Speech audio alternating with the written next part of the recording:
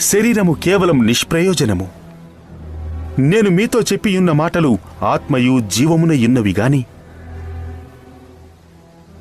మీలో విశ్వసించని వారు కొందరున్నారని వారితో చెప్పి, విశ్వసించని వారెవరో తన్ను అప్పగించుబోవువాడెవడో మొదటి నుండి యేసునకు తెలియను.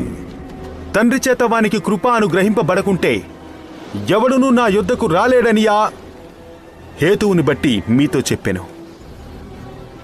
అప్పటి నుండి ఆయన శిష్యులలో అనేకులు వెనుక తీసి మరి ఎన్నడూనూ ఆయనను వెంబడింపలేదు.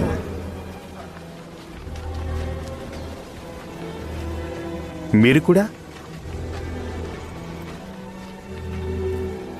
వెళ్ళిపోవాలనని ఉన్నారా? ప్రభువా, ఎవని వద్దకు వెళ్ళుదుము? నీవే నిత్య జీవపు మాటలు గలవాడవు. నీవే దేవుని పరిశుద్ధుడు అని మేము విశ్వసించి